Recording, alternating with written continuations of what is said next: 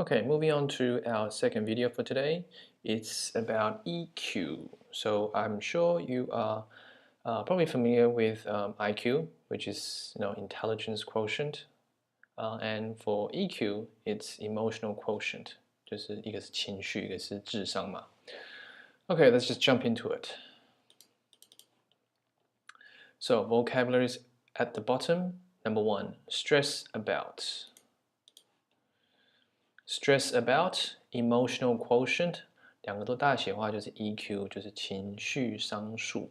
Okay, quotient 有点像指数的意思。Number 3, influential. 4, passion. 5, be connected to. 6, solid. 7, measure. 8, improve. 9, get in touch with. 10, affect. 11, identify. And 12 is compassion.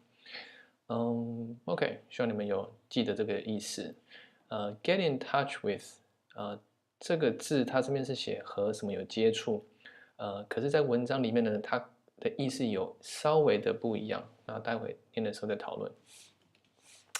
OK，so，不知道各位的 EQ 高不高 ？Me not very high. OK，topic is EQ. Here we go. Having to worry about our IQ is bad enough, and now there's something called an EQ. Do we have to stress about that too? The answer is yes and no. Your EQ stands for emotional quotient. It's a measure of how well you understand your own feelings and those of other people.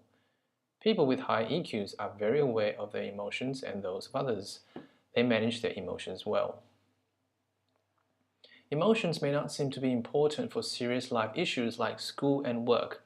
However, we are discovering that, in fact, having a good understanding of emotions is extremely important in any group situation. Employers are always looking for employees with good people skills, right? Your EQ is just that, your people skills.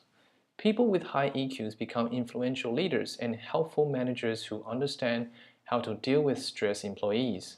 They understand how to use people's feelings to achieve their goals, whether to create trust within a team or create passion for a project. Outside of work, a high EQ is connected to romantic success.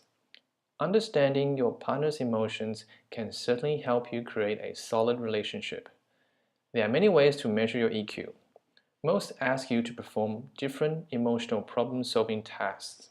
Testing your EQ is a useful way to find out how well you read emotions. If you think your EQ might be low, there are ways to improve it. First, get in touch with your emotions. Think about how they affect your actions. When you feel your emotions leading you to a bad action, see if you can stop it. Then, concentrate on other people. See if you can identify their emotions and emotional reasons for their actions. In this way, you will build patience, compassion, and a strong EQ. OK， 不知道上一个影片有没有讨论到the reason that I like this book because I like how it's written. 他写的文笔呢，很像有托福的味道。那要是你们有要考托福或者是考全民检、中高级的话呢，可以把这几段有些重要的好的片语呢，把它记下来，因为都可以用在你们的写作的文章上。所以阅读单字阅读理解，千万不要只有认识就好。好的句子、好的片语，把它记下来，然后发挥在你的写作甚至口说上。It will definitely make you a more proficient English, speaker. All right， 那它的意思在这边，文笔非常好。那我翻译的一定非常的不好，所以要是有不到位的地方，再请多多包涵。OK， 所以 EQ 就是情绪商数。OK，having to worry about IQ is bad now， 所以光是要担忧我们的 IQ 啊，就智商呢已经很麻烦了。这边讲 bad 就不是讲不好，就很麻烦。然后现在又有东西叫 EQ， 就是情绪商数。那我们也要担心 EQ 吗 ？Stress about 就是为什么操心这样子。The answer is yes and no， 所以要不担心，要跟不要。有 EQ stands for emotional quotient。那刚刚讲 IQ， 也要把它打一下好了。先 double check， 把它打错。Intelligence。Quotient， intelligence quotient， 没错，就是这样子。OK， 看一下，怎么变了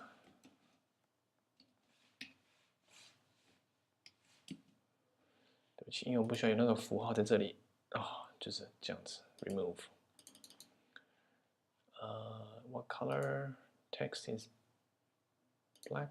是这样子吗 ？OK， intelligence quotient。Obviously, because the acronym 它的缩写，开头缩写 ，so IQ. Okay, so 所以 EQ 就是 emotional quotient. It's a measure of how. Okay, it's a measure. EQ 是什么呢？它是测量什么的什么。Okay, a measure of something 就是什么的测量。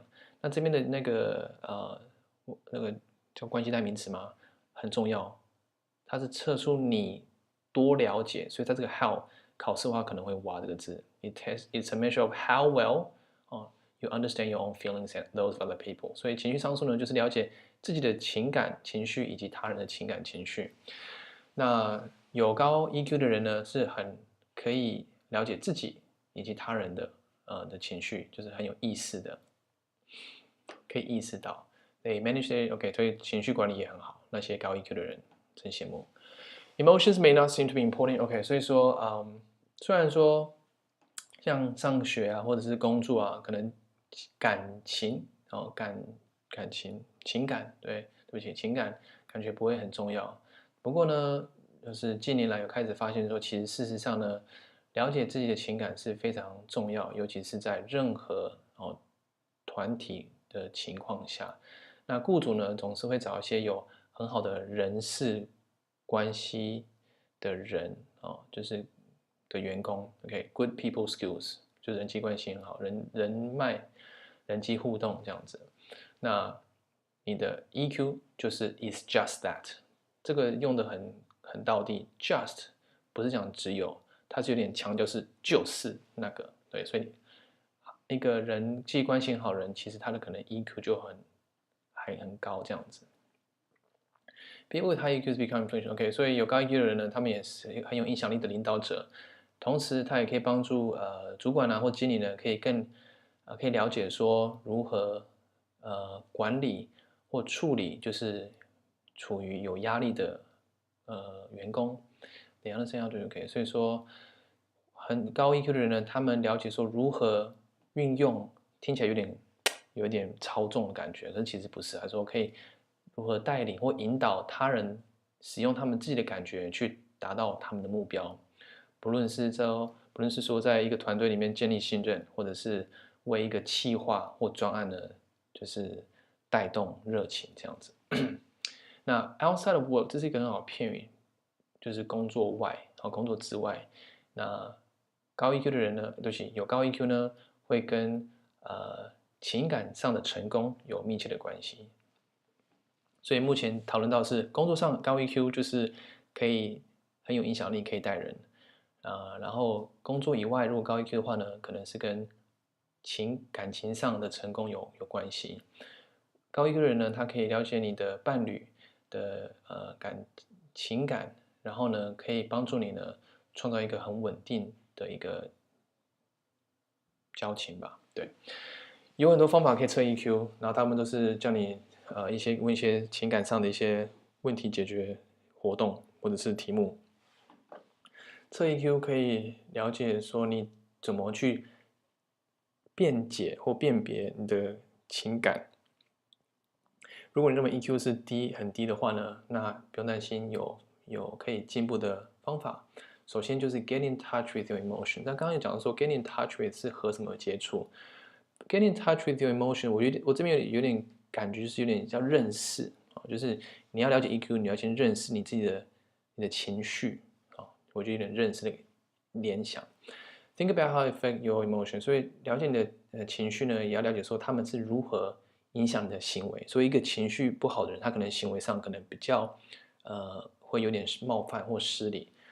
When you feel your emotions lead to a bad action, see if you can. 所以首先你要了解你 EQ， 就要了解自己的情绪。那当你感觉你有要做一件比较不好的举动的时候呢，看你可以把它阻止那个举动这样子。然后呢，那是对自己，那对别人就是可以辨别他人的情感以及他人的行动的原因，为什么他会这么做？他生气的时候为什么要关门关得很大力，或者是怎样，就是你要了解观察这样子。那如此一来，你才能够建立或培养出耐心、慈悲心，然后还有很高或很强的 EQ。哇，感觉好像上心理学。Okay, so questions for you to think about. Question 1, what is the final paragraph mainly about? 2, the passage is mostly about. 3, a high EQ can help you something. Number 4, which of the following can be inferred? Infer 这个字就是推论 ，OK, from the first sentence. So 好多题目不想念了。But basically, if you're interested, make sure you stop the video, catch the questions, and see if you can answer them. So this is just a quick summary of this article about EQ, and I hope you've learned something.